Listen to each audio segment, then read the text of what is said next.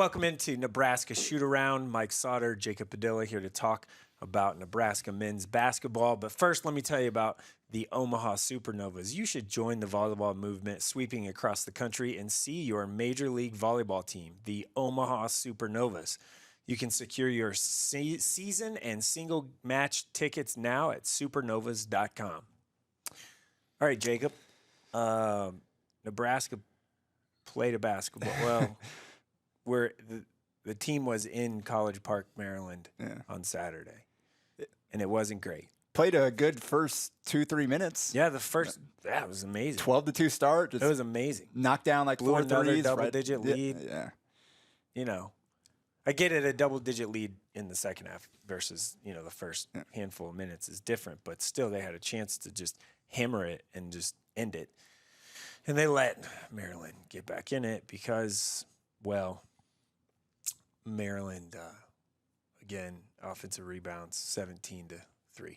Yeah, so I just it's becoming an issue. We talked about on the road for whatever reason, and you can speak to what Fred Hoiberg said after the game about it, but just their home and road split, and it's not just a Nebraska thing. Everybody's losing. I saw on SportsCenter last night actually that heading into yesterday, top 10 teams, not just teams in general, top 10 teams had a sub 450 winning rate on the road against unranked teams.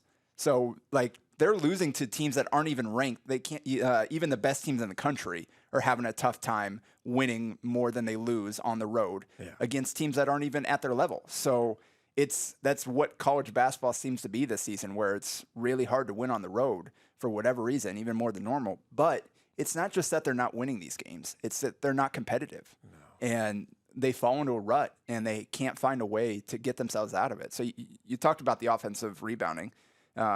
Gave up 17 offensive rebounds and 18 second chance points. 25 Maryland, points off turnovers. Maryland only shot 40% from the field. They did hit 11 threes, but Nebraska hit 10. So it wasn't necessarily that. Like that was pretty comparable there. It's just that they gave them up so many offensive rebounds that Maryland just got they took 21 more shots from the field. That's crazy. That's insane. Between that and turnovers, like you said, they had 18 turnovers and led to 25 points for Maryland. That's basically the entire game right there. Is Maryland didn't play well. They just got so many more possessions that they got enough to go in. Yeah, like you look, Nebraska shot 39.5% and Maryland shot 40.5%. Nebraska hit 10 threes. Maryland hit 11 threes. Maryland was only +3 at the free throw line, yet somehow it's a 20-point loss. So that shows how important possession battle is, and a lot of that is it's attention to detail. Yeah. It's hustle. It's taking care of the little things, doing what you need to. Yeah, it's toughness. It's everybody doing their part. And for whatever reason, things went wrong, and they weren't able to kind of figure it out. I mean, they held Jameer Young to 12 points. On 15 shots. Yeah, which is amazing. And, but he also had 5 offensive rebounds.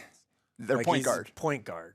And then even Jordan Geronimo, who's big and whatever, had 5 offensive rebounds. Like, you had 2 guys with 5 offensive rebounds, and one of them was their point guard, who isn't, known as a big-time offensive rebounding guy. I mean, Jameer Young had 12 and 9 rebounds. And Julian Reese is a matchup problem. It just is. But he had 16 rebounds, and only 3 of them were offensive. But it's still got to figure something out. Yeah. You go back, the exact quote from Fred Hoiberg after the game was, "This one," meaning Maryland, "Rutgers, Minnesota, we absolutely got punked," end quote. And that's what happened. They got punked. There's no other way to say it. You can't be nice about it. You can't any of that. They just can't find an offensive rebound or find a way to close a game on the road when you have a double-digit lead. I mean, there's 3 observations of that, 3 games of that now, where they've held a double-digit lead. Yes, Maryland was super early, ton of game left to play, but you could have also maybe just ended it early right away, and they didn't. It looked like they were gonna. Maybe just settle in for threes because that's what was going in early, and you just kind of get lazy with it. Also, Reese is good. I mean, there's Geronimo, Reese are good shot blockers, really good at the rim. So you kind of avoid that some.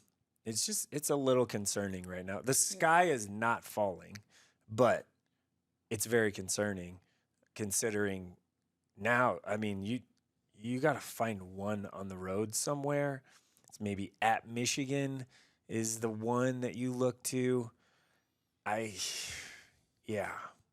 And you can't, and frankly, what it does is make Thursday's game against Wisconsin huge because you have to protect home court. We're talking number 6 ranked team in Wisconsin in the country now, and a team that you lost 88-72, and Wisconsin just shot you out of the gym in Madison. So, yeah, I mean, you have Illinois, then it's Wisconsin at home. Then Sunday it's at Illinois.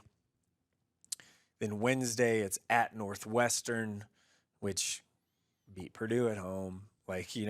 Northwestern's playing really well, just beat Illinois also too. And then you come back and it kind of lightens up a little bit, like coming down the stretch here. But it's still, your away games are at Illinois, at Northwestern, both going to be tough. At Indiana, not an easy place to play. At Ohio State, 50-50. And at Michigan, which right now, by then, it's the last game of the year. That's probably, feel good about that. But you got to beat Rutgers at home. You got to beat Minnesota. You got to beat Penn State. And you got to beat Michigan. And you have to beat Wisconsin. You can't, unless you lose to Wisconsin, you definitely need to find one on the road. You got to be 10-10 in the league. They're 5-5 right now. Yeah, in my opinion, you got to be 10-10 in the league to even be considered to make the NCAA tournament. You can't. I mean, if you're 9-11, that's what they were last year. Yeah, 9-11 was last year, and they weren't quite a bubble-ish team. They weren't even an NIT team. And the tournament selection committee doesn't look at conference finish, conference record, all that type of stuff. Right. They just look at your resume, but there's not going to be enough. On there. Yeah, because they didn't really accomplish a whole lot in the non-conference. Right. Like you need to chalk up some good wins in the Big Ten. You've got the Purdue one right up top there. That's going to be your ace in the hole. The rest of your resume has to stack up to allow that to push you through. But you're also looking at like a Northwestern's on the bubble too in the same league, and they have a win over Illinois and Purdue too. Yes. So they have the same win you do, and one better than your K-State win, right? Like if you're counting that as a big win.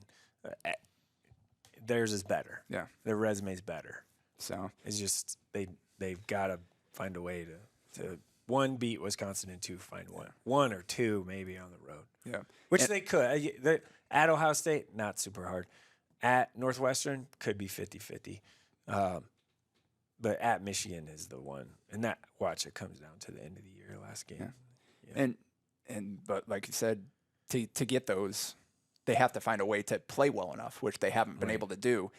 I've said in the past, even their road win at Kansas State, it shot like 35% from the field. Yeah, Kansas State just shot 26%. Yeah. So it wasn't Nebraska figuring things out and scoring a big win. It was who was able to survive an absolute rock fight where nobody can make a shot. And that ended up being Nebraska in that one. So they still have to find a way to actually play well on the road to get one or two of these wins. And again, like you said, that Wisconsin coming to town, the way they're playing right now. They're playing really well. Like that's not going to be an easy win, even at PBA. They're sitting at top of the league. They have one loss in the league. So you drop that one, now you're below the threshold. Right. You can't just win out at home lose every game on the road. Like you have to make up for it. If they drop the Wisconsin, they have to find a way to find one. One or two, yeah. So, one or two in there. That's kind of where Nebraska finds itself. We talked about it in the past. One positive note is C.J. Wojciech killing it. Like he's 27 of 48 from three, which is 56.2% in his last 10 games with 8 double-figure scoring games coming off the bench. He was the only one in double figures against Maryland there with 14 points, shot 4 6 from 3. Again, if you want to go check out Hail Varsity page on hurrdatsports.com, I've got a breakdown of how he's doing it, why he's been so efficient for them recently. He's continued to do the exact same things that he did when I wrote that story. Right. So don't even need an update. It's just he's continuing really well to do exactly what he's been doing. And it's been huge for Nebraska. But the problem is all their other guys that we talked about, the offensive balance, they all played poorly at the same time. And that's kind of the question we said, like, does this team have a go-to guy when things aren't going well that can put the team on his back, go get you a bucket, go make a play? And that guy did not exist in this game against Maryland. You look at Bryce Williams, 9 points, 2 of 7 shooting. Jamarcus Lawrence, 8 points, hit a couple of threes, but 2 assists and 4 turnovers. Casey, 7 points on 10 shots, 2 turnovers. Rink, 5 points, only took 5 shots, 3 turnovers. Josiah Alec only scored 3 points. So, and Juwan Gary is still out. And we'll have to see kind of what happens there. He was considered questionable the last home game, and then moved from questionable to game day decision to out on the availability report, and did not play in Maryland. There's so we'll more see to kind the of calf. There's just, it's not a calf strain. A calf strain is a Charlie horse in your leg. We've, I guess for us older people, I mean, there are various degrees of it. Correct. But the fact that he was ready to come back from it and now went the other direction, there's we don't know how. Yeah, so there's more to it. We'll hear from Hoiberg. Hopefully was that this on? week, Yeah. So that'll be coming up. We'll see, kind of maybe get some more insight into situation there. But Nebraska can't wait. They're going to find a way to pick up the slack without him. Yeah. You need somebody to pick it up offensively and then rebounding. Yeah, I mean, you look at this Maryland game, the offensive rebound thing that's a problem. And he's really good at, 1, getting his own offensive rebound, or getting offensive rebounds, and 2, getting defensive rebounds. And it's just another piece, like, quick-ish, twitchy guy that can get up and get rebounds. And that's something that has affected them. I mean, it really has. At one point, offensive rebound, we thought, was kind of a strength for Nebraska. With at full strength, with those guys out there. After this last game, their opponent offensive rebounding rate has climbed above theirs. They're allowing teams to rebound 30% of their misses, which it's not worse in the country, but it's below average. It's not good enough.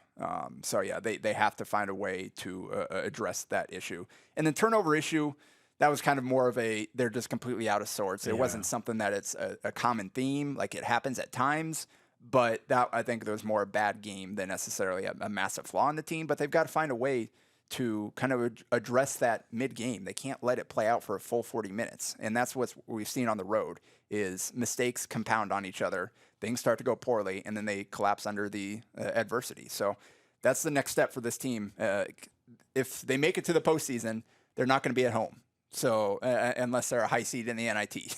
So they have to find a way to win away from PBA. You're not going to be at PBA for the Big Ten tournament, which they still have yet to win a game under Fred Hoiberg up there. So Nebraska's, the good news is they're only at the halfway point. They got 10 more league games here to kind of sort through. Their scoring margin is minus 72 on the road, which is last in the league. Yeah, that's not going to get it done. It's a problem. Like, it's a problem. Like, they're second in the league in scoring margin in home games. It's just the total opposite of each other, which isn't, ideal at all. And they're getting blown out on the road is what I'm trying to say. So we've talked about a lot about that, but the good news is they are at home this week. Crowd should be really good too, First place Wisconsin coming to town. Right. Obviously need it. Yeah, you talked about it did not go well the first time, but outside of a bizarre loss at Penn State, again, on the road, Wisconsin is 8-1 in league play. Yeah. And they've taken care of business against basically everybody they've run into.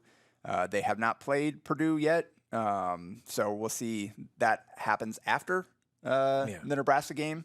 They'll host Purdue at their place. Maybe they'll be looking ahead. We'll certainly. I know one guy that's not going to be looking ahead is Chucky Hepburn, coming back home, getting a chance to play back here in Nebraska. I'm sure he'll have plenty of family and friends there in the arena. Yeah, I'm not going to say anything about that. Well, I just hope he won't. It's dumb. Like, what people don't understand is, like, Nebraska chose to not recruit him. It wasn't him. Like, it wasn't him spurning Nebraska. Nebraska chose not to recruit him. Didn't think he was good enough or a fit or whatever it may be. That's not on Chucky Hepburn. That's on Nebraska. Actually, people that aren't at Nebraska anymore. But it's not. Like, so fans need to get over it because it wasn't his choice. Like, frankly, it just wasn't. When Tim Miles got fired, the new staff, people in charge of recruiting, didn't like him enough to re-offer or extend an offer. So And they did, but not didn't make a it real yeah, one. They didn't make it an point. If he would have said, "I want to come," they would have had to have a conversation about it. That's all. That's what I'm saying. I know that for a fact, 100% fact. So, yeah, he didn't leave Nebraska. Nebraska left him.